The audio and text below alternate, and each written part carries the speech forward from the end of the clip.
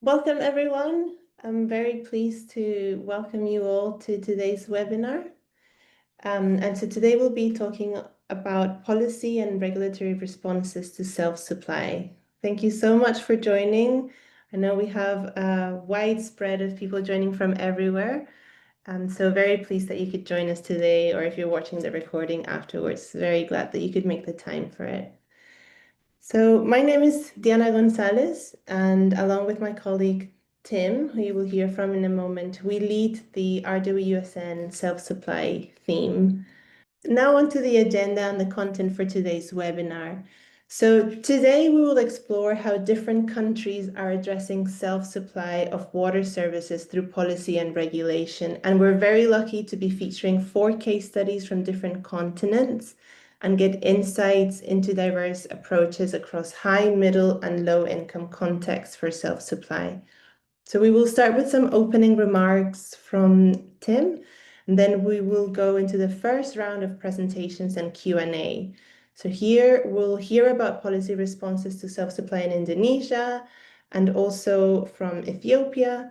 And then we'll go into the second part of presentations and Q&A. And so we'll hear from experiences in Germany and Europe, and then also from experiences in Vietnam.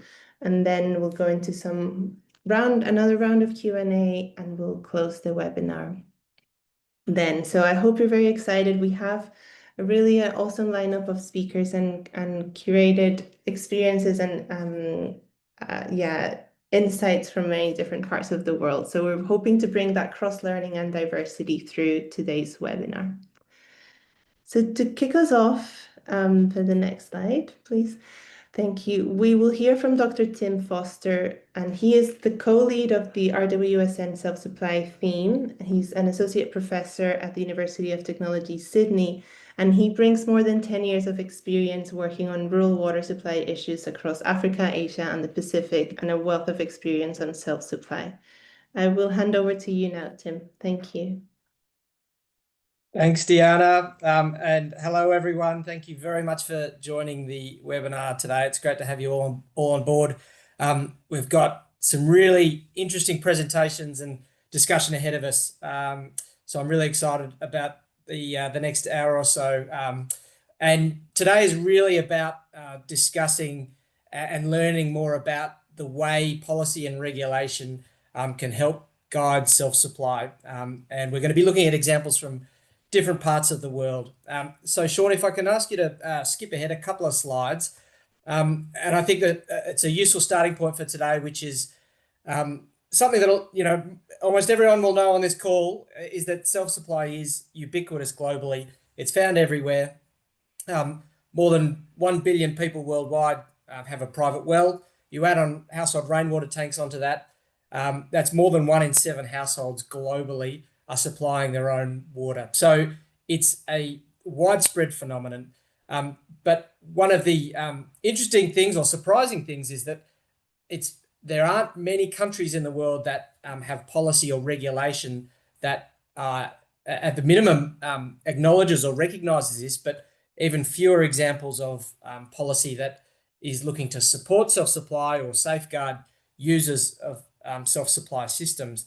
So today's webinar is really about drawing inspiration from examples globally where governments have engaged with this issue. And so I'm going to very, very briefly touch on, three different parts of the world, and we're going to be covering these in the presentations themselves. But Sean, if we can skip to the next slide. We're going to be hearing an example from Africa, specifically Ethiopia, which is well known as a country that has deeply engaged with self-supply as a pathway forward in rural areas. There's other countries that have also sought to incorporate self-supply into strategies. Sierra Leone is one example from 2016 there. If we move to the next slide, Asia and the Pacific region has, fragmented examples of policy and regulation that is at least recognizing self-supply. In the Pacific, there's, political support for household rainwater tanks. And in other various countries, governments are looking at ways to monitor self-supply, particularly in relation to water quality, but it's very much a fragmented picture. And we're going to hear from speakers from Vietnam and Indonesia about some of the developments in those countries. And if we skip through to the final slide, Sean, we've got high-income countries as well that have engaged with self-supply. On the left, we've got a graphic from the EPA in Ireland, where there's a lot of private wells. In the US, 43% of the rural population self-supply their water. And there's been a lot of thinking and around policy responses, particularly at the state level. And the diagrams on the right there illustrate the extent to which different states in the US have developed policies to protect self-supply users. So that's just a really quick illustration of what we're going to discuss today. So I won't take up any more time, and I'd like to introduce the first speaker for today. Actually, before I do, we have a poll. I apologise.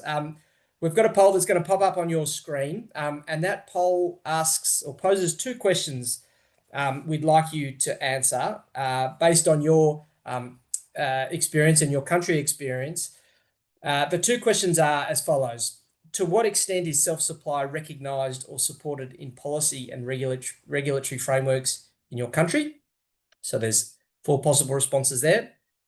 And the second question is, has there been any baseline analysis or data collection on self-supply in your country to inform policy or regulation? Because, of course, policy requires evidence.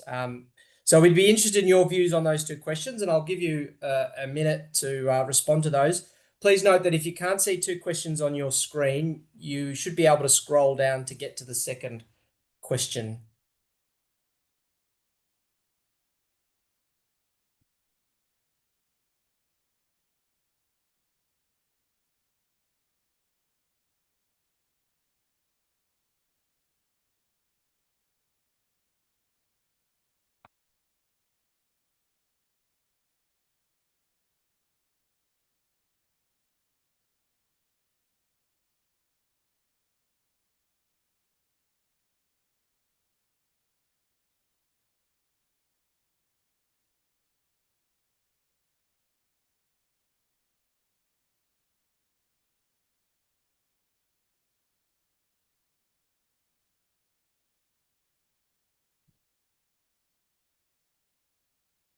Okay.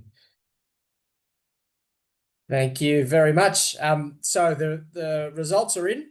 And the answer to the first question, to what extent is self-supply recognised or supported in policy and regulatory frameworks in your country? The majority of people responded with partially recognised or addressed. So 54%, 19% fully integrated and supported, 19% I'm not sure, and 8% not included at all. In response to the second question, has there been any baseline analysis or data collection on self-supply?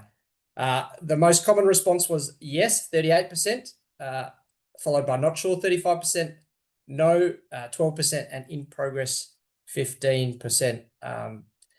Thank you very much for your responses. Some interesting results there. Now I'm going to pass it over to our first speaker, Dr. Cindy Priati, who is an associate professor at the Civil and Environmental Engineering Department at University of Indonesia. So over to you, Cindy. Yeah, thank you, Tim, for the introduction. Hello, good morning, afternoon, evening to everyone.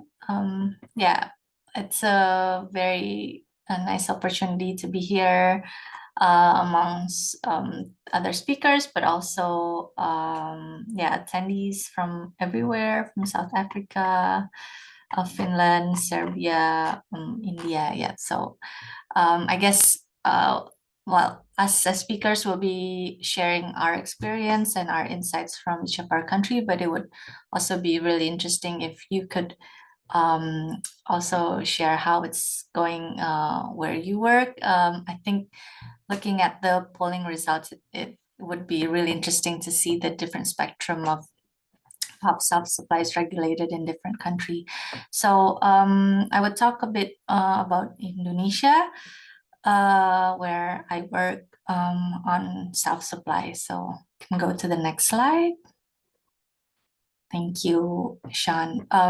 So I guess Tim has introduced a bit the global view of the use of self-supply. But if we zoom in a bit about in Asia Pacific, in a regional context of Indonesia, around one third of the population, especially the low middle income country in Asia Pacific, uses self-supply as drinking water. And as Tim notes, this is only just the percentage of those using self-supply as drinking water, but many of those also use self-supply as water for other domestic uses.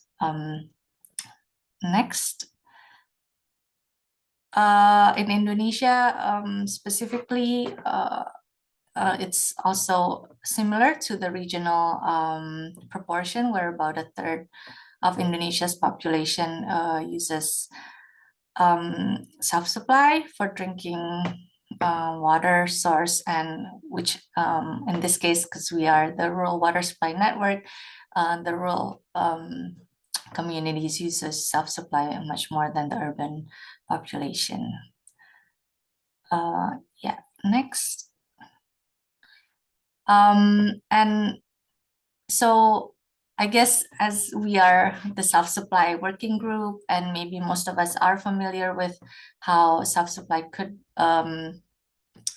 be comparable in terms of reliability and water quality compared to other water sources, especially piped water. Here we can see the comparison that actually Tim Foster did, that we presented in conference last year in World Water Forum, where if we compare piped water and self-supply in terms of availability and also in terms of water quality, you can see that in many countries, actually self-supply is more reliable in terms of availability within the last month or 2 weeks in the left graph. And if you see in the right graph, it depends on the country, but yeah, pipe water is somehow better than self-supply, but not in all countries. So this means that it is important to acknowledge self-supply as an important source of drinking water, towards a safely managed water, and how can we regulate that? Okay, next. So I guess how is Indonesia regulating the system that used to be unregulated, and as Tim said, mostly unregulated in many countries? Well, we are at a stage right now where we already have the self-supply as part of the national regulation, but this was actually very recent, and it started quite a while ago, which I could say that we were part of through a project that Tim Foster here was also co-leading in Indonesia. Next. So I think what was important was that for a long time in Indonesia, the self-supply was regarded, I think, I guess as in many countries, it's an informal way of people supplying their own water because they don't have any other choices. And it's not acknowledged mostly because the government sees it as a service that competes with pipe water. In a few urban areas, mostly, there has been findings where the pipe water company has been providing pipe water to households, but they are not used by households because households prefer using self-supply, whether because it's more reliable compared to pipe water that wouldn't flow 24 hours, or because they prefer the taste, the odor of groundwater compared to the chlorine that could be in pipe water. So for a long time, self-supply wasn't part of the regulation from that perspective, but we know that it's only in few occasions that pipe water is competing with self-supply. In many other contexts, especially in a rural water supply context, where they don't have a choice of pipe water, then that's not an issue, and that's where that gives a main reason why self-supply should be regulated. So we started embarking on work in bringing into the public and to the surface how important self-supply is, and how vulnerable it is. And we show its vulnerability to give a reason for it to be regulated. And so it started through research that we did starting in 2019, 2020, where the research was co-designed with the National Ministry of Planning and Development in Indonesia called Bappenas. So the government had ownership of the research, and then from the beginning of the research, where we did a kickoff, we invited the government. We also invited development partners to give their insights on which locations we should do our research study, and also what kind of sampling should we do. Is it just water quality? Should we do also interviews, and what kind of questions should we put? So it was overall co-design process with the government and with the development partners. And it was a almost 3-year project because of the pandemic. And yeah, starting from the kickoff, the progress of the research up until the national workshop of the results of the research, we always involved all our partners, and this gave ownership of the partners to the evidence found in the research. And next. And then we, in parallel, we did a policy brief that was through a request by UNICEF Indonesia, where we explicitly discussed self-supply as a main topic. This is also rare because usually self-supply is only part of the vision of drinking water. So it's just a small part. And now in this policy brief, we focus on self-supply as a main topic. So this gave a snowball effect. Next. And then also it was supported by robust evidence of self-supply through national surveys, which was this paper led by Tim in a regional context. So Indonesia could see where it stood in comparison to other countries.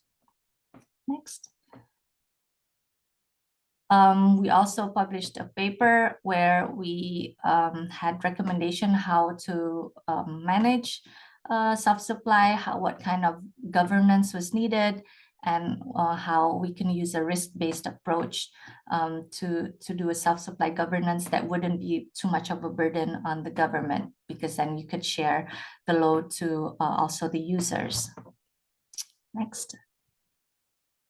Now, through that process, now non-pipe water, which is what Indonesia says self-supply is part of. So you have pipe water and non-pipe water is part of the Indonesia Safely Managed Water Roadmap, which was published last year by UNICEF Indonesia in collaboration with Bappenas. This document explicitly mentions self-supply as part of the National Drinking Water Roadmap. And next. And in that roadmap, self-supply's main strategy is water quality surveillance. So I think it's also relevant to what Tim demonstrated before,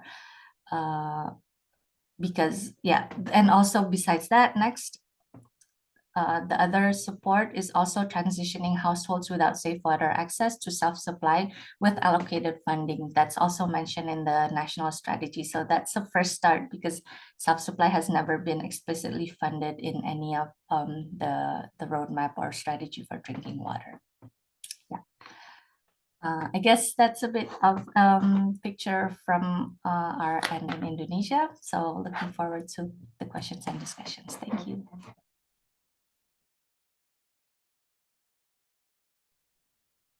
Fantastic. Thank you very much, Cindy. So we might move on to the next presenter, and please, if you do have questions, pop them in the chat box. There'll be some time at the end of this next presentation for us to have a bit of a Q&A about what was just presented there. So please pop your questions in.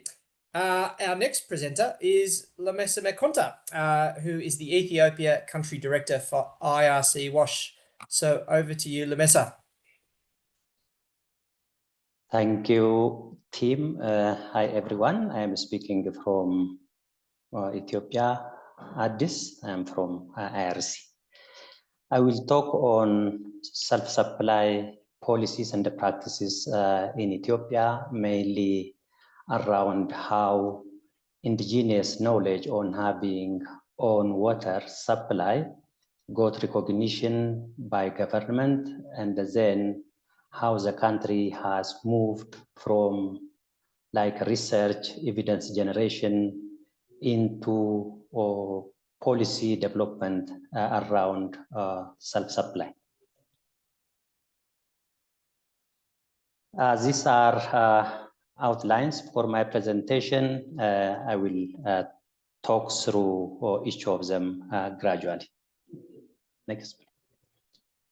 Around introduction, of course, I understand many participants here are very familiar with self-supply, but still good to mention a few pointers. It is not limited to technology type, and the main thing is around own investment to improve on water supply. When I say technology type, it includes also water supply sources, water abstraction methods, treatment, storage, and many aspects. So it is not limited by technology. Coming to the practice in Ethiopia, there are self-supplied waters that age around multiple centuries, like around 500 years, even in southern part of Ethiopia bordering Kenya. What government did was provide recognition in 2001 for multiple reasons. There are different factors for government to acknowledge self-supply. One, government and development partners alone couldn't really access water supply to the community. Reliability, as already mentioned, from Indonesia, quantity, quality, and many aspects. So the worry about lack of meeting SDG target is one of the factors really to recognize self-supply, to leverage development partners and government investment. Settlement pattern, which is not really, especially if it is scattered, which is not really suitable for conventional piped water supply, rugged topography, and many other factors are the drivers for recognizing self-supply in Ethiopia. Of course, flexibility and opportunity to use the water for multiple uses aspect is another factor. Can we go to the next slide, please? Here is the evolution. Like I said, government recognized self-supply as one of domestic water supply service delivery model in 2001. 2001 to 2007 was a campaign approach where government recognized the approach and then used a campaign like for most of rural households to have their own water supply. This is not only for domestic water supply, but also from productive aspect point of view, mainly agriculture sector. The Ministry of Agriculture had a big stake in this campaign. Recognizing again the limitation of the campaign approach, 2007 to 2012 was around undertaking like multiple researches by different development partners, including government in the country. And one of that output of that research is the publication of different papers to feed into policies. Year 2013 was the time when government used those researches and evidence to develop policy guidelines, planning guidelines, and inclusion of self-supply in different national WASH flagship plans, like One WASH National Program.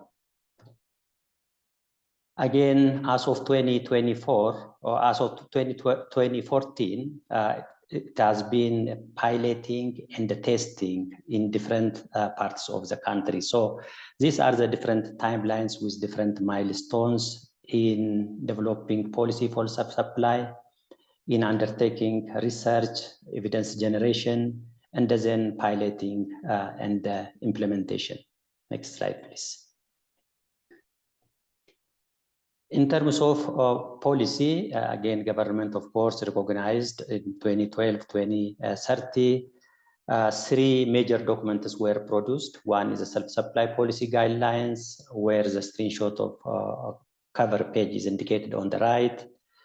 Planning guidelines, another aspect, and the inclusion of self-supply in one of the national flagship program called One Wash National Program.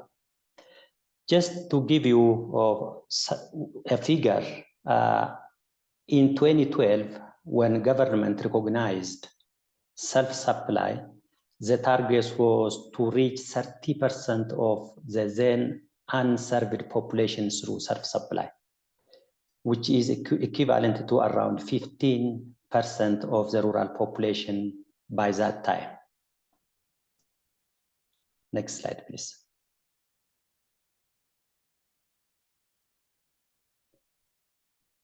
The first Ethiopian water resource management policy was developed and endorsed in 1999 and 2000. Since then, we haven't revised the country's water resource management policy. The new one is being under development, almost finalized, but not endorsed yet. In this new water resource management policy, we have self-supply as well. In the previous water resource management policy, we didn't have self-supply. So this is one of the evolution and one of development. And the new policy, which is not endorsed yet, defines self-supply from different aspects. One, it accommodates corporate level self-supply as well, like for industry, for hotels, restaurants, and others, in addition to individual household or groups of households. Second, it recognizes self-supply not only for domestic uses, but also for multiple use services. Again, one of the country's flagship national program is One Wash National Program, which is targeting like alignment, harmonization, partnership, and the integration of like water, sanitation, and the hygiene. The third phase is being under development. And this program has highly included or mainstreamed self-supply as well. Again, in the draft water resource management policy, it has indicated like identifying or mapping areas, especially rural areas, that cannot be achieved by conventional water supply and that are suitable for self-supply. This is one aspect. Second one is the coordination and the establishment of favorable conditions for self-supply, like the supply chain, access to finance, or access to products and services, and others. Availing appropriate technology for self-supply, be it for construction, be it for storage, be it for treatment. Again, self-supply is highly relying on private service providers. Another aspect of the draft policy is around strengthening private service providers. Even if groundwater is the main source of water supply, but roof or rainwater harvesting is another aspect of or another source of self-supply in this draft policy. Next slide, please.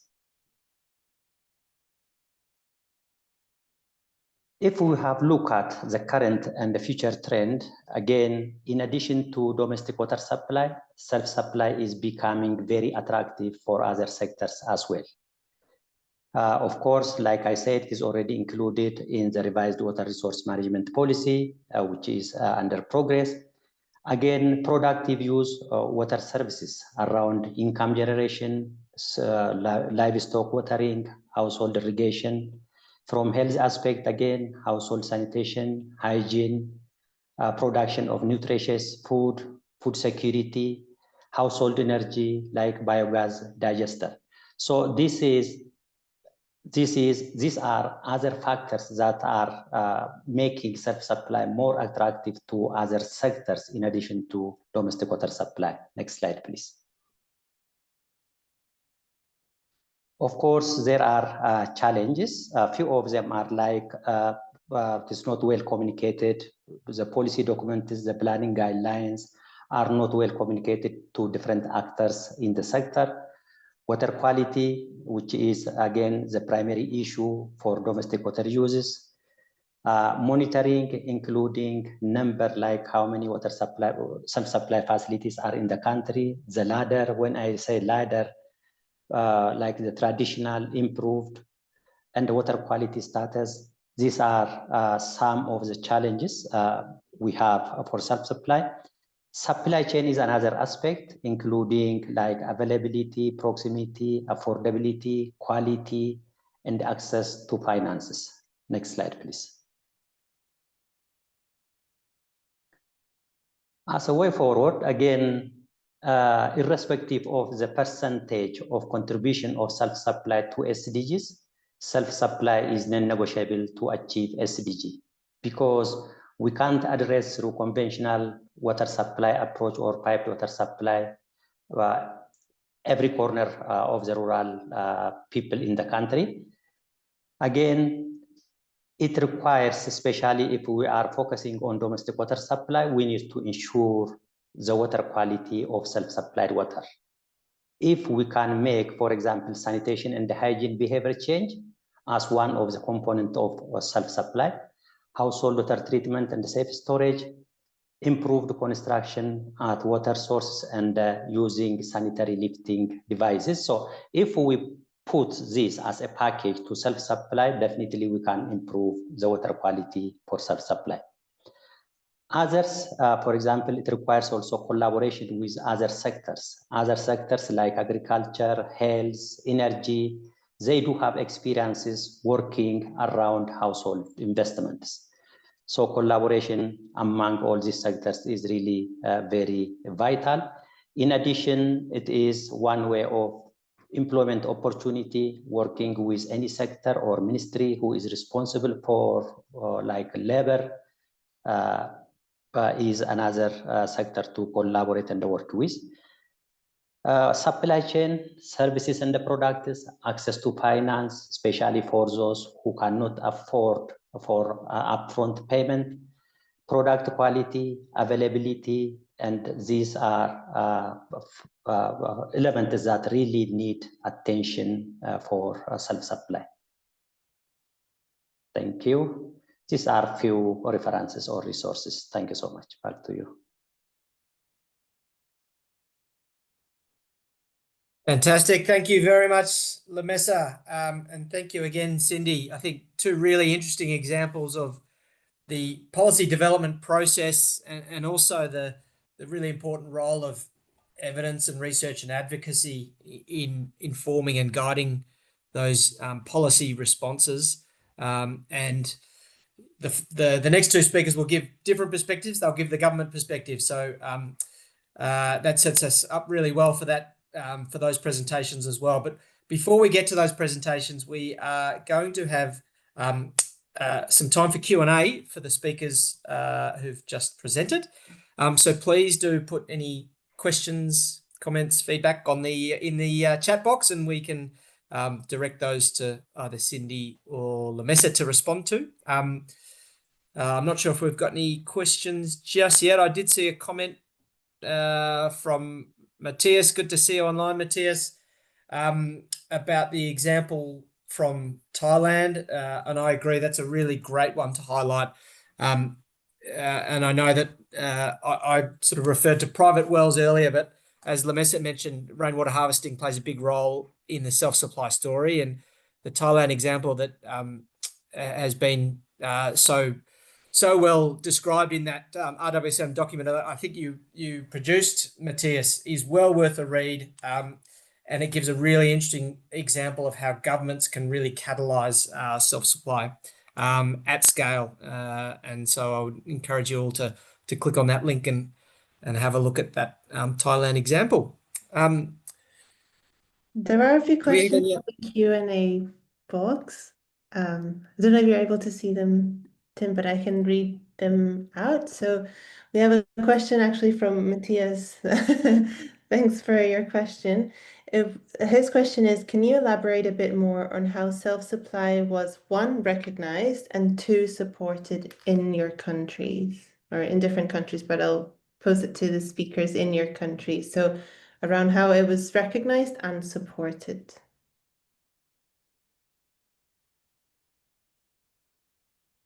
You can go first, Cindy, go for it. Yeah, okay. Yeah, I think it was recognized through the different dialogues we kept having, and we kept mentioning the same word over and over.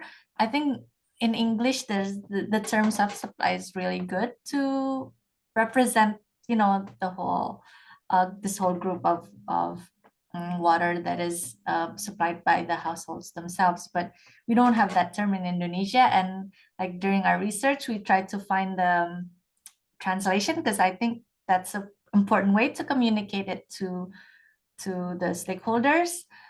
We did find a translation, but we kept using self-supply so often that like even we just used it as self-supply.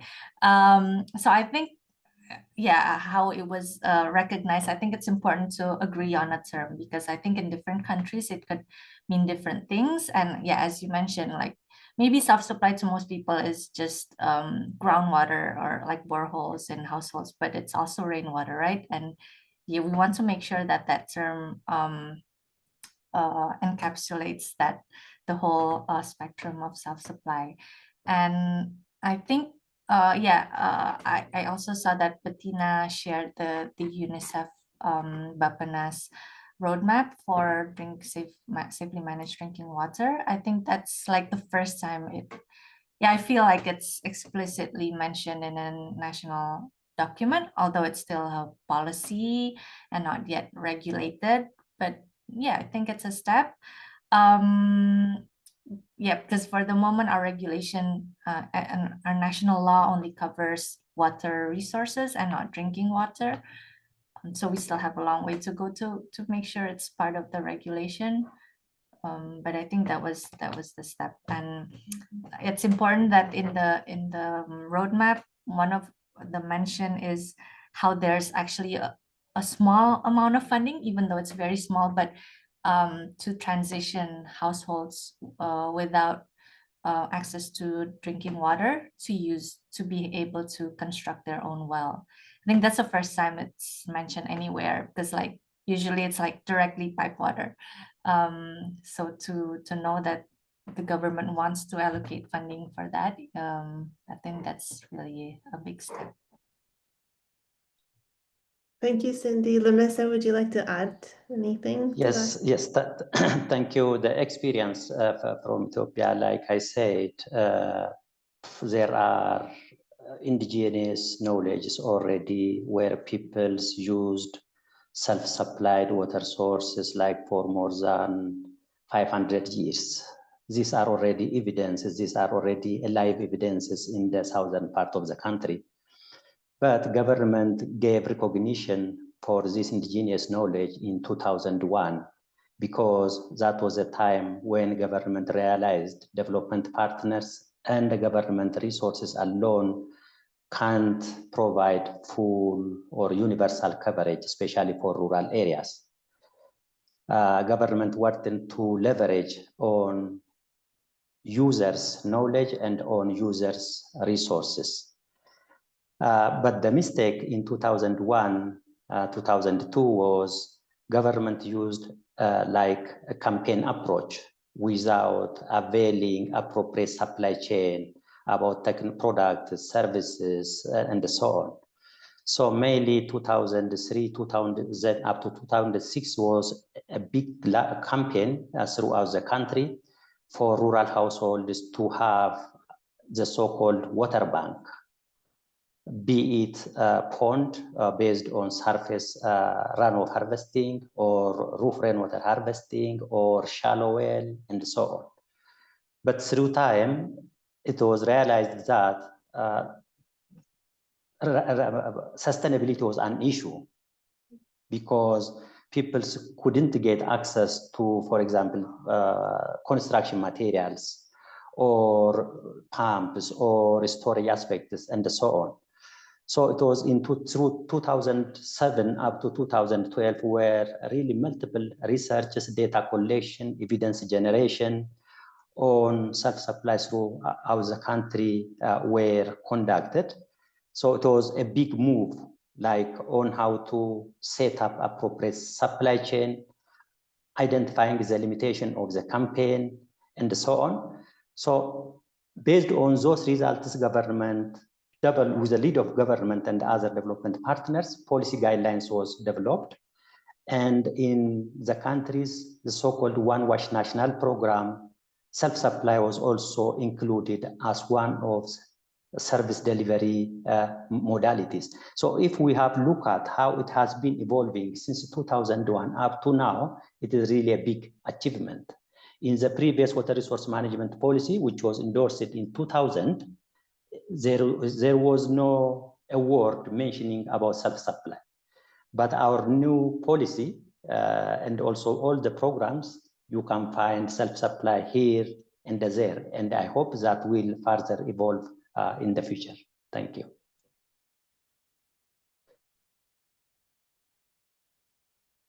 Thank you very much, Lemessa. Now, we have still quite a few questions to get through, but in the interest of time, what we might do is move on to the next set of presenters, and there will be a longer Q&A at the end, so we can come back to some of those questions that have been posed. So thank you very much for putting those questions in the Q&A, noting also that Cindy and Lemessa, you can respond to those questions in writing in the Q&A box, should you wish. So I'll pass it back to Diana for this second half of the session. Thank you so much, Tim, and thank you to Cindy and Lemessa for your fantastic presentations, and as you can see, generate a lot of discussion, and we'll hope it's going to be the same for this second round of presentation. So I'd like to introduce Bettina Rickert. Bettina is a research scientist at the German Environment Agency, and she has more than 15 years of experience in the water sector, particularly focusing on small-scale water supplies, risk management, and equitable access. Over to you, Bettina. Thank you. Thanks a lot for the kind introduction and for giving me the opportunity to present to you today how we're regulating self-supplies or private wells, as we often call them in Germany. As you can see on the slide, we're also a World Health Organization collaborating center for research on drinking water hygiene. So I would like to also give you an overview of our activities within the European region, as well as introducing to you the WHO guidelines for small systems. In Germany, private wells are a topic for us. We've got a rather fragmented water sector with thousands of water supplies, and about 11% of the population are supplied by small public supplies and about 1% of the population by private wells. And as you can see on the next slide, we have included those private wells in our legislation as well. The main piece of legislation is the Drinking Water Ordinance, and you will also be provided with a link of an English translation of that if you're interested to look into it in more detail. Our regulation is based on the European Union Drinking Water Directive. As a member state, we are bound to nationally transposing this European legislation. And the European directive gives member states the opportunity to exempt from the requirements private wells that serve up to 50 people or up to 10 cubic meters per day, unless they are supplied as part of a commercial or public activity.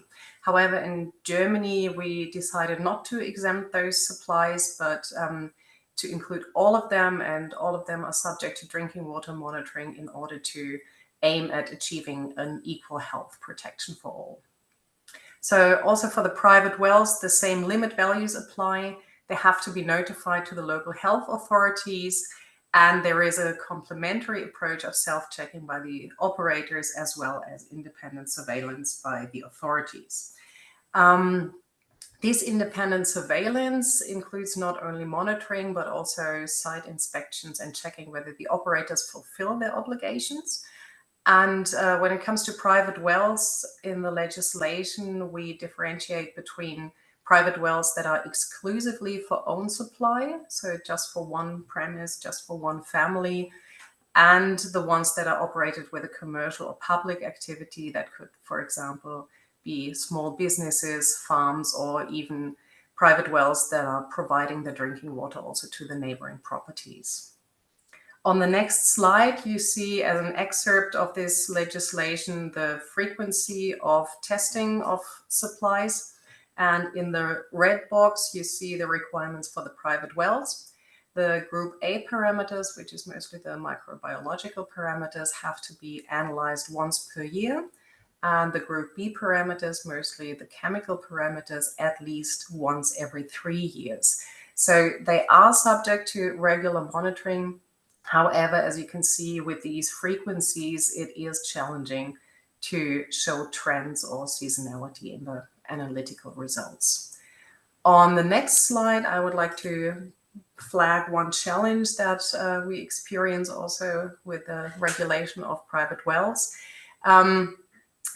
It's mainly the capacities versus the large number of supplies. So in some districts, the local health authorities have some 2,000 or 3,000 private wells in their responsibility, which are typically also located in remote and geographically spread areas.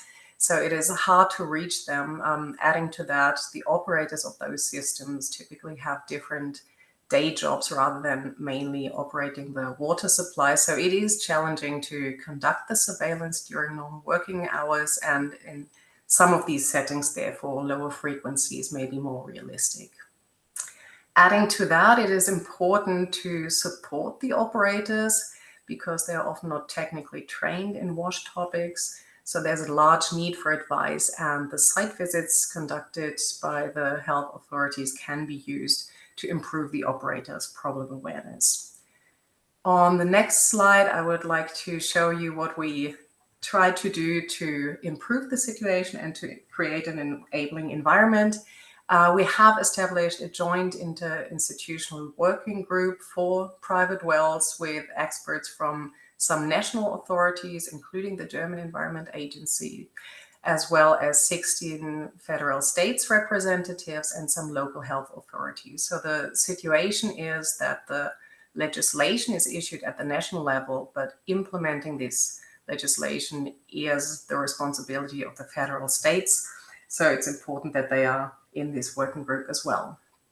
The goal is to achieve a uniform level of health protection also from the small systems, and to provide guidance to the operators of small supplies as well as to the local health authorities.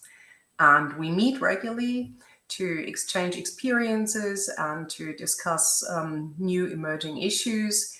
And one of the main activities is also drafting booklets and guidance material for the general public as well as for the local authorities. And on the next slide, I would like to show you some of these guidance documents that we have published for the local health authorities.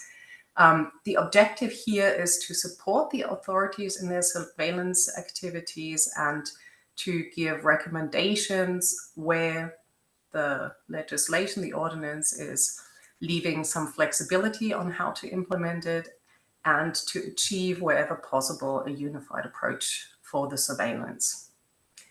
We have different guidance documents, for example, one for private wells with a commercial or public activity, one for private wells without these activities, one for mobile and temporary supplies, which would, for example, be drinking water supplied on trains, and for public taps in public areas. And for example, for the guidance document on private wells with a commercial or public activity, the legislation initially left some flexibility when it came to the scope of parameters to be analyzed and the frequency. And then there was a change in the EU legislation, which at least we interpreted such that in the future it would only be possible to deviate from this scope and frequency if the operators had conducted a risk assessment. This meant additional work for the operators, and some found that rather challenging. And so in the future, there was another change in the legislation again saying they could deviate from a scope and frequency if there was no risk to human health. And so this guidance was developed with recommendations what the local health authorities should consider when risk assessing or risk considering these supplies and checking whether such deviations were possible. Some of these guidance documents are also complemented with technical standards that are developed by a water supply association. They, for example, have a technical standard for private wells or also for mobile water supplies.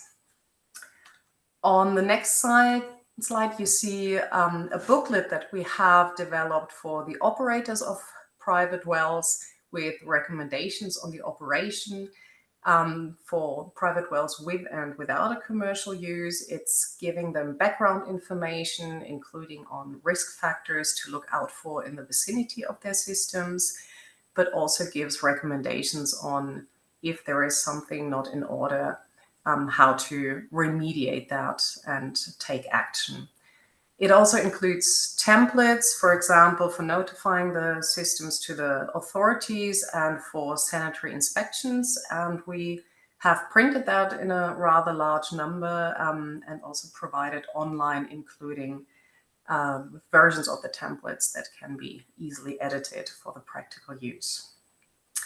And now I would like to move on from the German experience to what we are doing in Europe.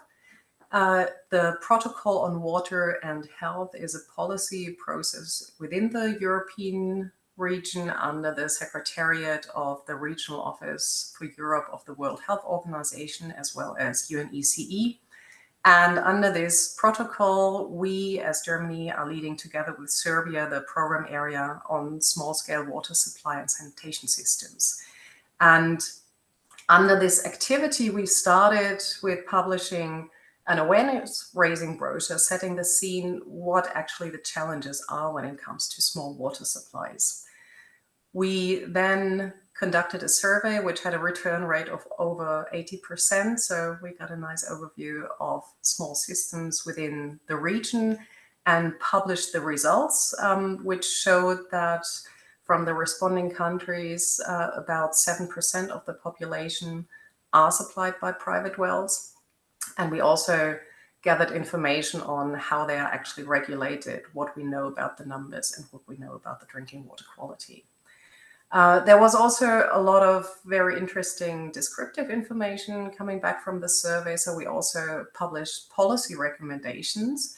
And here we extended the scope from small-scale drinking water supply only to also include small-scale sanitation, because these systems often affect each other in the rural areas where they're very close to each other.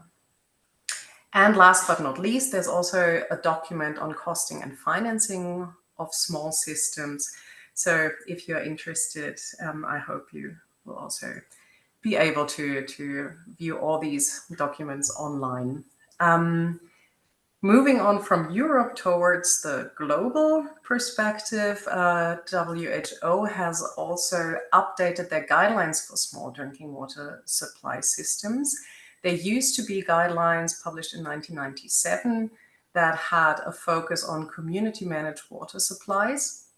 And these new guidelines that were published in 2024 have a broader range of supplies that are covered, and that includes recommendations on household water supply. These guidelines are complemented by sanitary inspection packages that do give recommendations on these inspections, as well as remedial action if some risk factors are identified in these systems. And on the next slide, you see that you have central recommendations in the guidelines, for example, to establish risk management requirements, but there's also some consideration of what may be different in private wells as well as in rather larger professionally managed supplies. So you start with a recommendation to do sanitary inspections for all these systems as a minimum risk-based approach. And the larger and the more professionally managed the water supply is, you may move towards a full risk management approach, which is called the water safety plan approach in these guidelines. And you also see, if you click once more, please, thank you, that all these recommendations are supported by practical case examples. And to close the circle for this particular recommendation, one of the case examples is from Germany on risk management requirements that vary by water supply size in Germany. And with that, I hope I gave you a quick run through how we approach private wells in Germany and also what we do internationally. And thank you for your attention. I'm looking forward to the questions. Thanks. Thank you so much, Bettina. That was really fascinating to hear about the German and wider European experience. And there were some questions and comments coming through the chat. I encourage you, if you've had a question in the chat, please migrate it to the Q&A box so that Bettina can see it more easily and can answer your question. And please, keep the questions coming through the Q&A box. It's my pleasure now to introduce Ms. Nguyen Thi Huong, and she is from the Vietnam Department of Hydraulic Works, Construction and Management from the Ministry of Agriculture and Environment. Ms. Huong has 19 years of experience in the water sector, including 15 years in state management of rural clean water at the Ministry of Agriculture and Environment. So a wealth of experience as well, and it's really, we're very honored to have also the government representative as well in this section. So Ms. Huong has very kindly recorded her presentation, and so the recording is in Vietnamese, and we've got subtitles in English. For our French French-speaking participants, you are able to follow through the slides that have been translated to French through the link that will pop in the chat. Bettina will pop in the chat in a moment, so that you can follow along the presentation. Otherwise, for English speakers, please read the subtitles throughout the recording. And Ms. Huong and also Han from UNICEF in Vietnam, they're joining live, so they will be able to answer questions. So please, as questions come along, please do add them into the Q&A box. Thank you. I think we can play now. Sean, thanks. Xin chào các anh chị và các bạn. Tôi xin tự giới thiệu, tôi là Nguyễn Thị Hương, là chuyên viên theo dõi cấp nước hộ gia đình, cấp nước an toàn khu vực nông thôn thuộc Cục Quản lý và Xây dựng Công trình Thủy lợi, Bộ Nông nghiệp và Môi trường. Hôm nay tham dự hội thảo, tôi xin trình bày hiện trạng và định hướng giải pháp cấp nước hộ gia đình khu vực nông thôn. Bài trình bày của tôi gồm 4 phần: hiện trạng cấp nước hộ gia đình, các giải pháp cấp nước hộ gia đình, rủi ro cấp nước hộ gia đình và cuối cùng là định hướng cấp nước hộ gia đình. Phần thứ nhất, hiện trạng cấp nước hộ gia đình khu vực nông thôn. Khu vực nông thôn của chúng tôi có khoảng 62 triệu người dân sinh sống, trong đó thì có 74% hộ gia đình sử dụng nước sạch đạt quy chuẩn hay nước an toàn, và trong đó có 55% người dân sử dụng từ công trình cấp nước tập trung và 19% từ cấp nước hộ gia đình. Khu vực có tỷ lệ hộ gia đình sử dụng nước đạt quy chuẩn cao là vùng đồng bằng sông Hồng. Tôi xin phép chỉ trên bản đồ để các anh chị có thể nhìn rõ hơn khu vực đồng bằng sông Hồng và miền Đông Nam Bộ. Đây là hai vùng mà có điều kiện kinh tế xã hội phát triển cũng như là mật độ dân cư cao. Ba cái vùng mà có tỷ lệ nước sạch đạt quy chuẩn còn thấp, từ 30 đến 40%, đó là vùng miền núi phía Bắc ở trên cùng của bản đồ. Thứ hai là vùng miền Trung và cuối cùng là đồng bằng sông Cửu Long. Ba cái khu vực này có tỷ lệ người dân sử dụng nước sạch đạt quy chuẩn thấp. Và cái thứ hai là cái vùng mà thường xuyên bị ảnh hưởng thiên tai, và đây là cũng những cái vùng mà cần có những cái định hướng ưu tiên hơn của chính phủ đối với cái giải pháp cấp nước hộ gia đình ạ.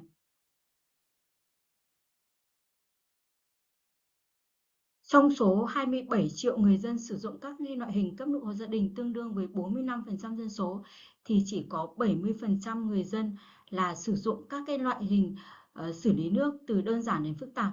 Còn lại là sử dụng trực tiếp từ nước sông, nước hồ, nước mạch lộ mà không có bất cứ hình thức xử lý nước nào. Và theo thống kê mới đây nhất của UNICEF thì có đến 41% người dân sử dụng cấp nước hộ gia đình là nhiễm các cái vi khuẩn E. coli, và đây cũng là một con số báo động.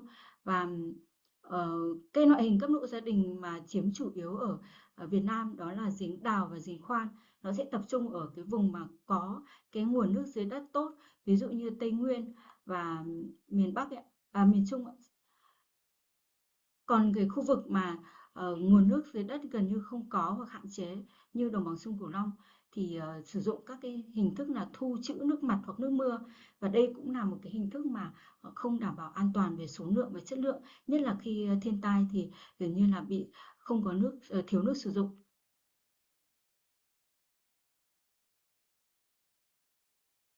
Đây là một cái thống kê mới đây nhất của chúng tôi về các cái loại hình cấp độ gia đình. Có khoảng gần 6 triệu loại hình cấp độ gia đình, và trong đó thì chiếm cái tỷ lệ cao vẫn là giếng đào và giếng khoan. Và hai cái loại hình này thì nó cũng đáp ứng cái số nhu cầu về sử dụng cho người dân hơn về số lượng và chất lượng. Các cái hình thức khác như bể trữ hay là nuôi trữ nước thì nó sẽ chiếm tỷ lệ thấp hơn. Phần thứ hai tôi đi vào rủi ro về cấp hộ gia đình. Cái thứ nhất là cái nguồn trữ nước là không đảm bảo, và cái hình thức trữ nước thì nó không đáp ứng được cái sự biến động của nguồn nước theo thời gian. Và đây là cái khó khăn nhất, và đặc biệt như tôi có thể thống kê là ở đồng bằng sông Cửu Long và Tây Nguyên thì các cái thời gian mùa khô thì các hình thức trữ nước hộ gia đình thường là không đảm bảo về số lượng, bởi vì khi mà mực nước ngầm nó suy giảm thì kéo theo là các cái hình thức khoan như giếng đào, giếng khoan thì vẫn ở cái mực nước khoan mấy chục mét đấy thì người dân không có nước sử dụng. Cái tiếp theo nữa là cái ảnh hưởng của thiên tai, biến đổi khí hậu và cái ô nhiễm nguồn nước thì có cái dấu hiệu gia tăng và xuất hiện với tần suất nhiều hơn như ở đồng bằng sông Cửu Long và miền Trung, như miền núi phía Bắc. Và đây là cái mà định hướng ưu tiên của chính phủ trong thời gian tới để cái giải pháp toàn diện cho cái cấp độ hộ gia đình khu vực nông thôn ở những cái khu vực này. Và tôi xin đi vào hai cái ví dụ cụ thể về cái ảnh hưởng của thiên tai đối với cấp nước hộ gia đình mà không đảm bảo an toàn. Thì thứ nhất là ở khu vực miền núi phía Bắc là bão Yagi năm 2024 thì có khoảng 26 tỉnh bị ảnh hưởng, và trong đó thì 112.000 hộ là dân là bị thiếu nước sinh hoạt do là bị cô lập với những cái địa bàn dân cư tập trung. Có khoảng 1.300 công trình là bị hỏng do là bị cuốn trôi cái hệ thống xử lý và mạng đường ống. Ở khu vực đồng bằng sông Cửu Long thì cái tình trạng hạn hán diễn ra ngày càng gay gắt, và ví dụ cụ thể như ba cái thời điểm cực hạn về mùa khô năm 2015, 16, 2019, 20 và 2023, 24 thì chúng tôi có đến gần 100.000 hộ dân là bị thiếu nước sinh hoạt và tập trung ở 8 tỉnh ven biển. Và cái mà nguyên nhân thiếu nước sinh hoạt này thì tập trung ở những cái hộ gia đình mà chưa được tiếp cận công trình cấp nước tập trung và chủ yếu sử dụng các hình thức thu trữ nước mặt, nước mưa đơn giản. Và khi mà có cái sự biến động về nguồn nước, ví dụ như là nước bị nhiễm mặn thì là người dân sẽ không có cái nguồn nước khác để thay thế, hoặc nước dưới đất cũng nhiễm mặn hoặc là bị tụt giảm thì các cái giải pháp mà sử dụng thì là không có thể có cái hình thức khác để sử dụng, dẫn đến là hiện tượng thiếu nước sinh hoạt nó sẽ diễn ra vào mùa khô, thường là từ tháng 12 đến tháng 4 của năm sau. Các anh chị có thể theo dõi cái bản đồ ở đồng bằng sông Cửu Long. Đối với cái khu vực đồng bằng sông Cửu Long thì cái diện tích tiếp giáp biển là rất là lớn, và cái nguồn nước mà chúng tôi sử dụng thì nó lại phụ thuộc rất lớn vào các cái quốc gia thượng nguồn. Và khi mà mùa khô cũng như là nước biển xâm nhập sâu từ 30 đến 40 km đất liền thì hầu như những cái vùng mà người dân sinh sống ở ven biển là gần như là các cái hình thức khai thác nước mặt, nước mưa hay nước dưới đất ở các hộ gia đình mà tự cung tự cấp là bị thiếu nước sinh hoạt.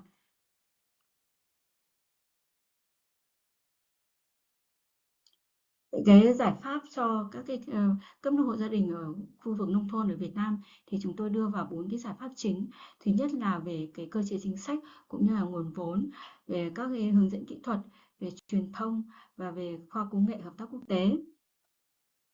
Kính thưa quý vị đại biểu, năm 2024 thì Bộ Nông nghiệp và Môi trường đã trình Chính phủ dự thảo nghị định cấp nước sinh hoạt nông thôn và trong đó quy định một điều về hỗ trợ giải pháp cấp nước hộ gia đình.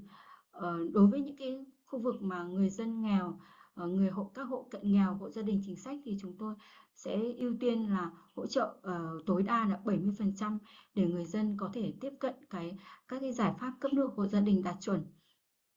Về cái nguồn vốn thì chúng tôi sẽ tập trung vào hai cái nguồn vốn chính, đấy là lồng ghép vào cái chương trình mục tiêu quốc gia xây dựng nông thôn mới, chương trình phát triển đồng bào kinh tế xã hội.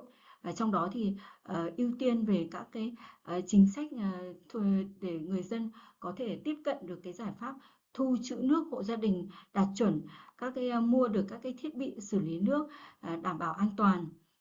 Và cái nguồn vốn thứ hai đấy là cái chương trình cho vay tín dụng ưu đãi thông qua Ngân hàng Chính sách Xã hội được Thủ tướng phê duyệt vào năm 2024, đó là quyết định số 10, thì sẽ cho vay tối đa một hộ gia đình là 25 triệu trên một loại công trình cấp nước hộ gia đình, áp dụng cho những hộ mà chưa có công trình cấp nước hộ gia đình đạt chuẩn hoặc là công trình mà bị hư hỏng.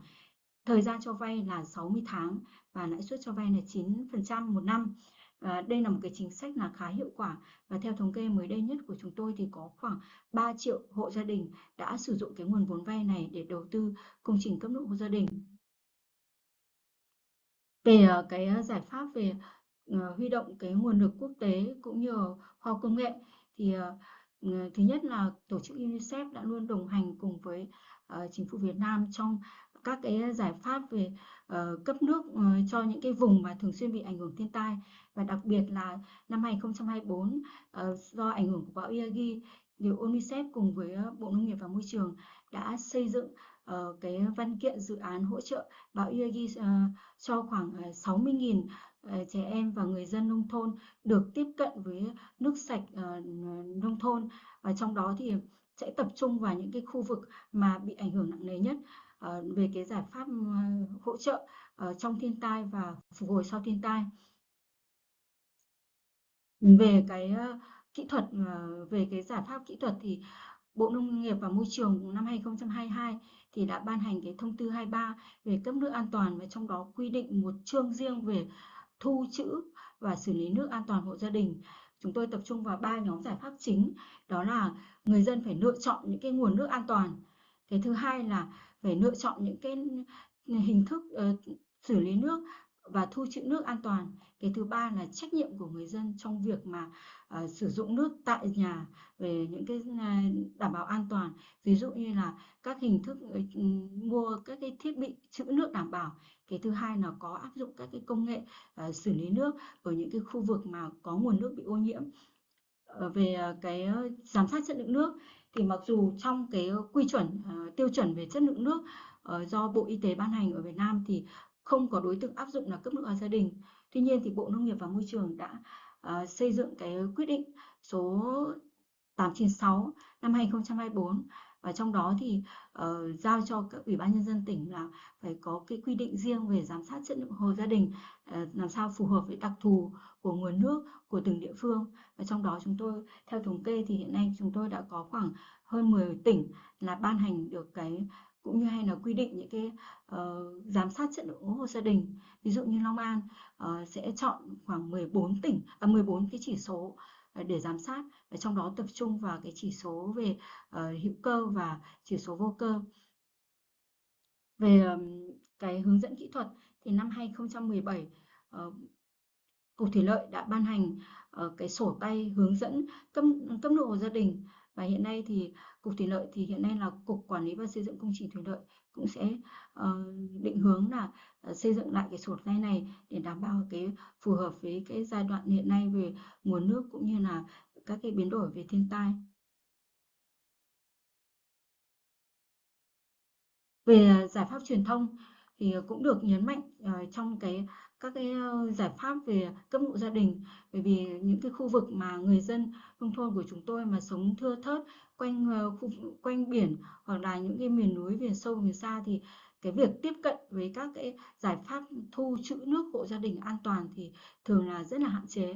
Cho nên là Bộ Nông nghiệp hàng năm thì sẽ xây dựng cái kế hoạch truyền thông, và trong đó thì cũng có những cái điểm nhấn về truyền thông, ví dụ như là tổ chức cái tuần lễ quốc gia nước sạch và vệ sinh môi trường nông thôn. Và cái tuần lễ này thì thường là chúng tôi được sự hỗ trợ và ủng hộ rất lớn từ tổ chức UNICEF. Về các cái giải pháp công nghệ thì chúng tôi cũng sẽ định hướng ưu tiên và tham mưu cho Bộ để chỉ đạo các cái địa phương xây dựng những các cái loại hình mà thu trữ nước, lọc nước, xử lý nước an toàn, và kêu gọi các cái tổ chức quốc tế cùng đồng hành với chúng tôi trong việc thực hiện cái giải pháp này. Định hướng về cấp nước hộ gia đình nằm trong cái cấp nước tổng thể của chúng tôi đến năm 2030, 2045, thuộc cái chiến lược quốc gia cấp nước sạch và vệ sinh môi trường nông thôn đã được Thủ tướng Chính phủ ban hành năm 2021. Trong đó đến năm 2030 có 80% hộ dân sử dụng nước sạch đạt quy chuẩn và 100% vào năm 2045.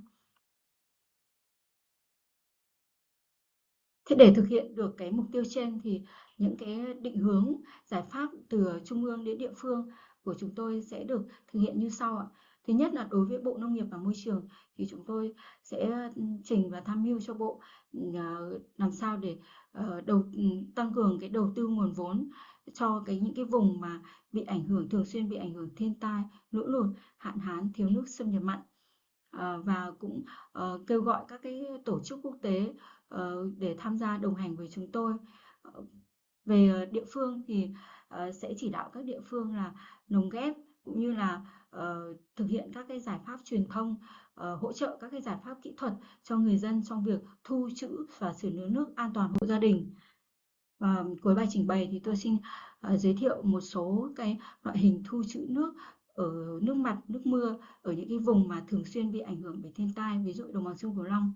Và đây là một cái hồ, cái hồ này là để thu trữ nước mưa và sẽ sử dụng cho cả một thôn xóm ấy, trong cái mùa hạn mặn. Và đây là cũng một cái giải pháp rất là hiệu quả. Đây là một cái loại hình thu trữ nước mưa của hộ gia đình.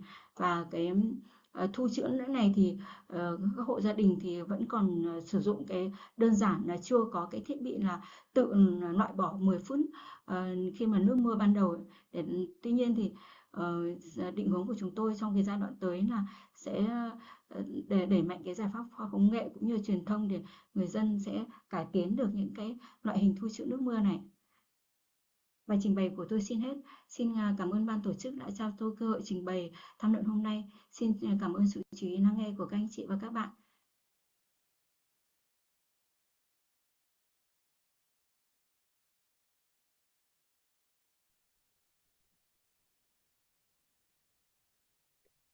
That's excellent. Thank you so much for your presentation, Ms. Hung. And I see you're online there in the room with Han as well. So we will move now on to Q&A, second round, final round of Q&A. We have about 15 minutes left, if I'm not wrong. Time conversion isn't failing me right now. So we've noticed some questions coming up, so we will focus this second part of Q&A for the second set of presentations, so for Bettina and Ms. Hung. And I've noted some questions already coming through the Q&A box, so thanks very much. So we can start with a question for Bettina. So the question says, thank you very much for an interesting presentation. Could you highlight how water quality is being addressed in these policy documents? And related to that, there are some questions also around chlorination. And so how do you manage water chlorination, for open wells in Germany? And do you get all those that belong to this group to undergo a training on chlorination? And knowing that chlorine is a controlled substance, how do they get access to it for us? Yes, thanks a lot. The ordinance does require regular water quality testing from all supplies, including the private wells, and it does give a frequency of how often the different parameter groups have to be analyzed. And also for private wells, it's not possible to reduce the frequency for microbial parameters.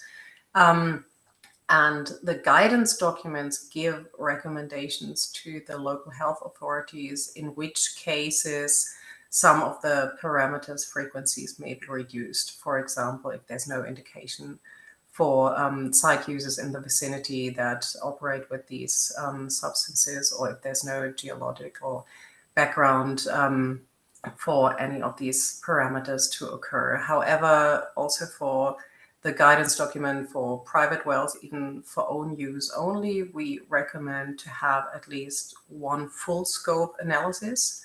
And then, for example, for the private wells that include commercial or public activity, we recommend to have in larger intervals regular testing of the full scope to see if there isn't some risk factors that were overlooked and that the parameters do occur again. I'm not entirely sure whether the question referred to the to the German context. So in the WHO guidelines, for example, these contain recommendations for all parameters with recommendations on frequency of testing in private wells, in community water supplies, and in professionally managed water supplies. So it's different recommendations for each parameter for the type of water supply.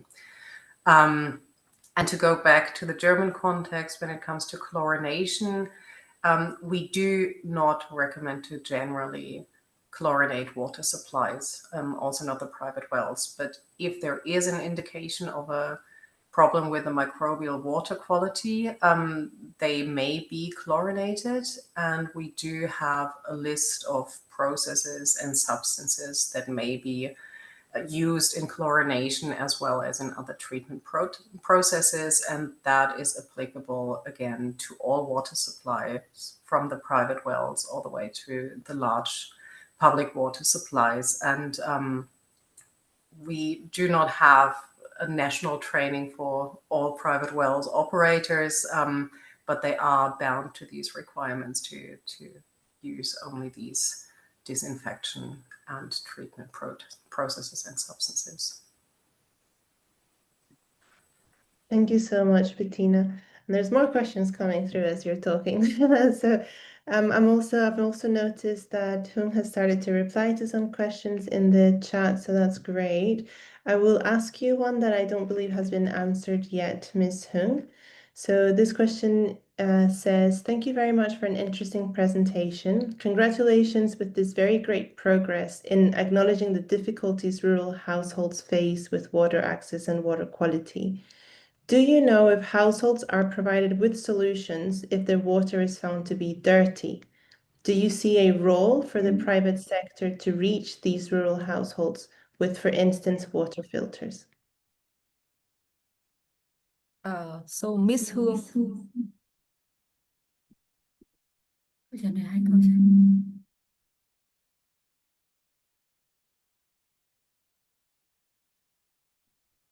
And there might be some technical difficulties in the room. can you hear me now? Yeah. Okay. So Miss Hương just shared with me the answer for that questions. So she said that the responsibility for the local government and the health worker to give a warning and announcement on any issue related to water contamination and water quality issues to the villages and the household. So when the household they receive the announcement or declaration on on water issues, then water pollution issue, then there will be a range of solutions provided, maybe provided by the local government, but also they will ask for support from private donor or from different actors. So the private donor, for example, what happened in the past with the drought and saltwater intrusions in Mekong Delta.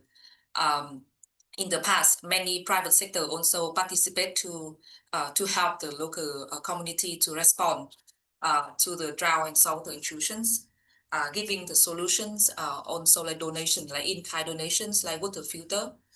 When it's going back to the normal situations, the household, the private sector also can play a very critical role in the market to provide products to the household, and the household can buy from the market. But also they can collaborate with the local government and also to provide subsidy or subsidize products to the poor and vulnerable household.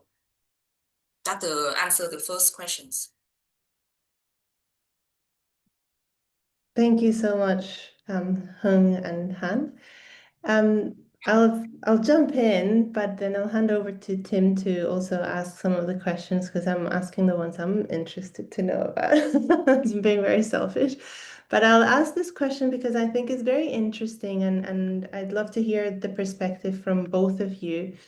So the question is, what are the potential solutions to increase the sustainability of small-scale / community water supply system in the context of climate change? So I think it's a very pertinent question, just considering climate change and how it might affect the sustainability of small-scale water supply. Whoever wants to go first, please go for it. Maybe I can comment on that. I'm not sure I have the solution how to actually make them more sustainable towards climate change, but we did a study in Germany. We had several years in a row very hot and dry summers, and we saw headlines every here and there that private wells were falling dry. And what we did was we went through newspaper articles, because the operators of private wells are typically not a group that publishes their experiences in peer-reviewed journals, to see what the extent was, where local hotspots were, etc. And I'm happy to post the link in the chat. What we found was that there were programs from some federal states to finance for those systems to be connected to the central water supply, because they typically use groundwater from the upper groundwater layers, so they are more sensitive to those climate changes. And there was not just a change in water quantity, but partly also in water quality. And there was a larger willingness, in some cases at least, to be connected to the central water supply. So it is a challenge, yes. And where technically possible, that's not always the case in all locations. One solution was to have them connected to the larger water supply. May I reflect as well, Diana? Yes. Hi, Lamessa. Yeah. Good. Thank you. Please jump in. This is really an interesting question from different aspects, be it at individual level or as a group or as a corporate. Everyone is tapping into a pool of water, which is a natural catchment or a watershed.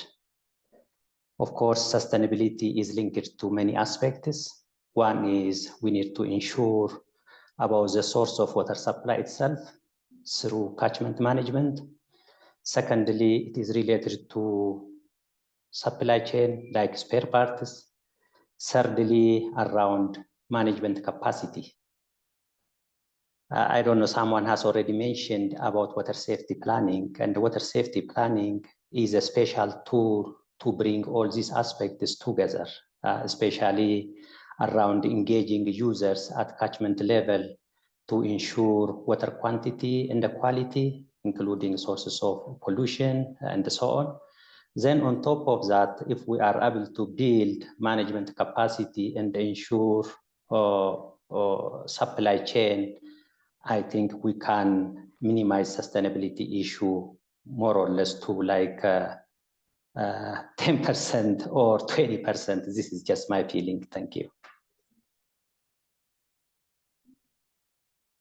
Thank you, Lamesa. Ms. Hung or Cindy, would you like to add anything? And if possible, also, can you link this question also back to policy and regulation, and how might that work within this context of climate change, sustainability, and policy and regulation for self-supply? So Ms. Hương just shared with me some of her perspective to answer that questions. First, the most challenging issue to ensure sustainability is water quality monitoring. So, for example, in Vietnam, there is only 10 out of 63 provinces already issue the local standard for water quality monitoring for household. So there's a gap of monitoring regulation and standard at local level. That's the first challenge. In order to ensure sustainability, we need to resolve that issues. Secondly, we need more national guidelines, such as the handbook that she mentioned during her presentation. The national guideline can help to instruct the localities about what kind of the model, household self-supply model that it could be good for different areas to respond to different risks and water shortage issues. Last but not least is the communications and raising awareness to the household, because only that way you can ensure that's the sustainability. Because if the household and the water user don't understand how to operate and maintain the facility, then there's no sustainability. And finally, UNICEF also working with the ministry to conduct the climate risk assessment for water supply in different areas, because different regions, they have different water issues and also different climate risks and natural disaster. So we need to have that climate risk assessment for different regions and even like for each province in Vietnam. So we can have a better solutions, like a risk-informed solution to cope with climate change. So that is the answer from Ms. Hương. Thank you very much, Han and Ms. Hung. We're almost at time. Cindy, is there anything you wanted to add? We've probably only got about 30 seconds before we have to wrap up. Yeah, no, maybe just I think it's important to map the groundwater resource and which groundwater resource are more vulnerable to climate change, but also to pollution risk. It's an exercise that we've done in a national level, and we're trying to publish soon that maybe we might share in the next few months, co-authoring with Tim as well, actually. Yeah, and also prioritizing which area should stay in self-supply, but which area which are vulnerable that needs to be transitioned to pipe water. I think that's also important. Fantastic. Thank you, Cindy. So we have reached time, unfortunately. I feel like we could go on for another couple of hours. So I wanted to say a very big thank you to everyone for joining and for your wonderful questions, to the speakers, and it's fantastic to have your experience shared, and really appreciate your presentations and sharing those insights, and also to the RWSN crew, Aline, Batima, Sean, as always. It's been a pleasure working with you on this webinar. A couple of quick things before I wrap up. This has been recorded, so you have an opportunity to listen again should you wish to, or send it to others to have a listen. There will be a survey as well, and we would encourage you to fill that survey out. It's just hit the chat box, I think maybe. anyway, there will be a survey. We'd love your responses because we're always keen to improve things for next year. And I think that's pretty much it. So thank you very much for joining, and we hope to see you all again very soon. And also we will be sharing responses to the questions that we didn't get to during the session. So please keep an eye out for that as well. Thank you so much.